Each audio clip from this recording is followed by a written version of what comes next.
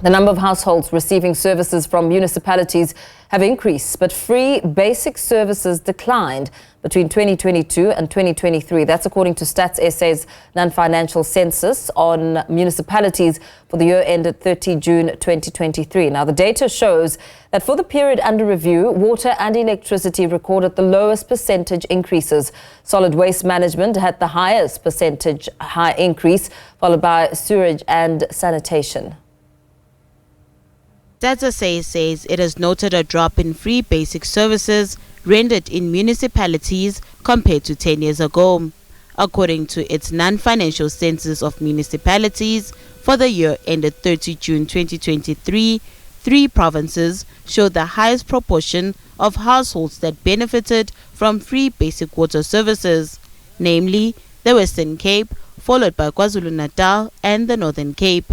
And according to the data, over 15 million households received water from municipalities in South Africa, with only 2.5 million households with access to free basic water services. For all those 4 main indicators, we have seen some increase. The area where there is of concern is a drop on the free basic services, and it's only solid waste that have reflected an increase.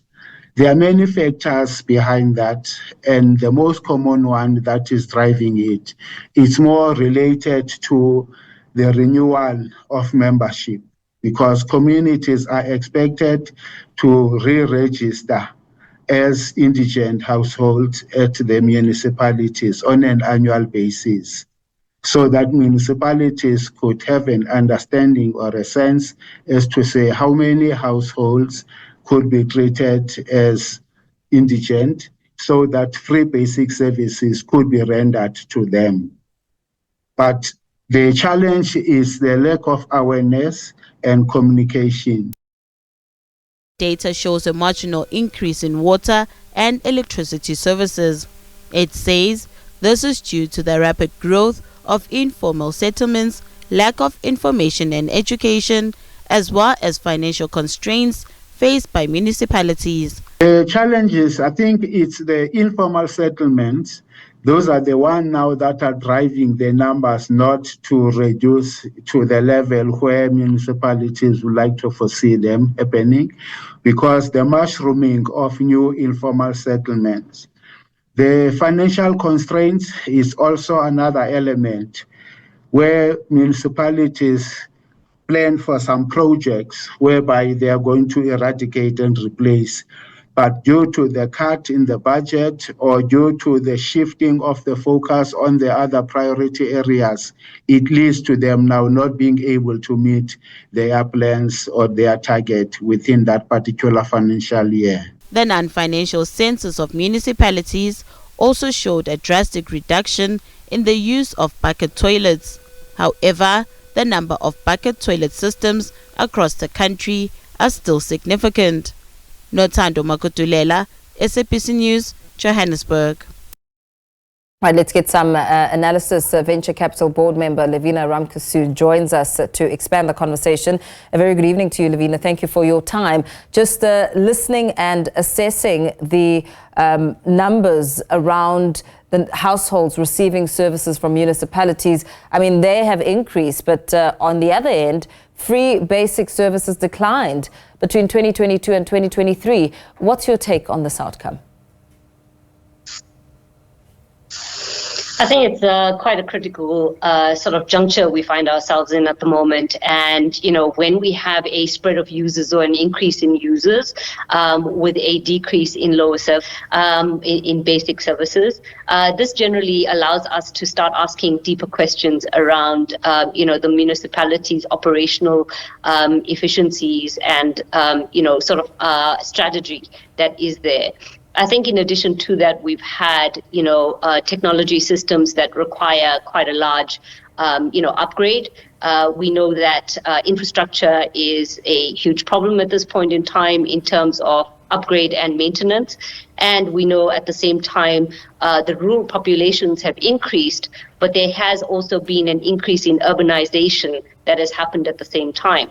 Now, when you take all of these different things together, and you still underlining factors like inflation and underlining, issues like budgetary constraints, these things really play such major roles in terms of the kind of conundrum that we sit with today. When you talk about the increase of urbanization, there's also looking at the challenge of mushrooming informal settlements and the bigger impact that has on how far the municipalities can stretch their budget, especially when it comes to water and electricity. As that factor continues to be a trend, perhaps that is ongoing, what are the solutions? What kind of thinking should be implemented by municipalities? I think it's, looking at things around what are the household future looks like, right? If we look at a rural income household versus an urbanized household, what are those different constraints that each family member or each individual sits with? And how do we create a system where we can actually allow for, something to become a lot more free flow? I think in addition to that, it shows, quite a deep-rooted lack of a flow of income, and that is something that needs to be widely addressed. In terms of, things that can be supported, definitely around policies. One large area to increase the flexibility around, we've obviously seen the budget speech that happened in February, and then again revisited in March. And taking those things into consideration in terms of what are the advantages we can give to the end consumer in terms of lowering their burden at the end of the day, while we sit with all of these different conundrums that need to be addressed, whether it's technology, infrastructure, or even just policies at large. Municipalities are also talking about financial constraints, saying that, there are budget cuts, and even so, when money has been budgeted for a certain project, it then sometimes needs to shift, and, that in essence derails the entire budget.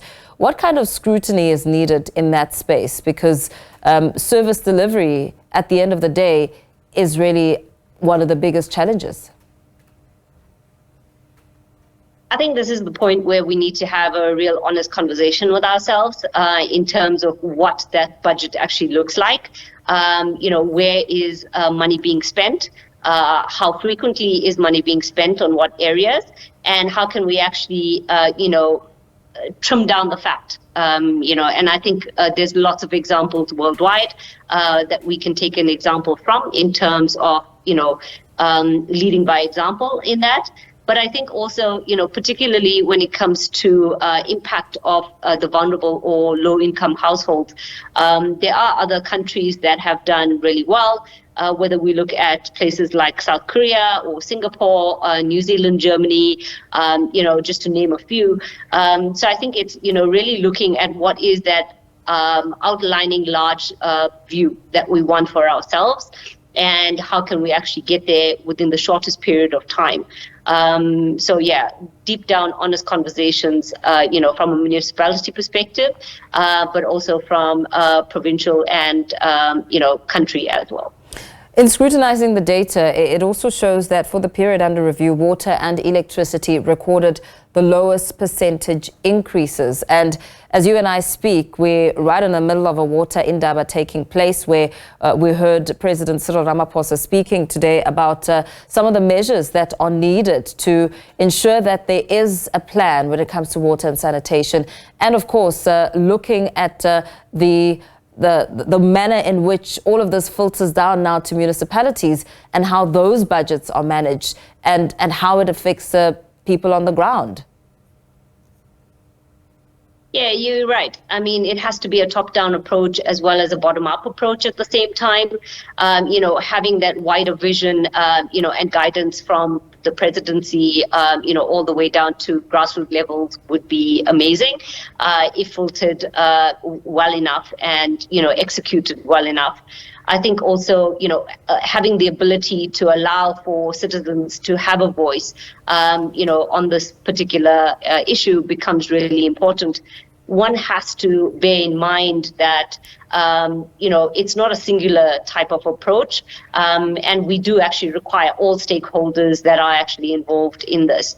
Gone are the days where, a lack of service or a break in service is deemed okay. I think we live in an era where, there's an expectation of a 24/7 service, irrespective of whether it's, your traditional water, sanitation, electricity, or if it be within the digital world itself, right?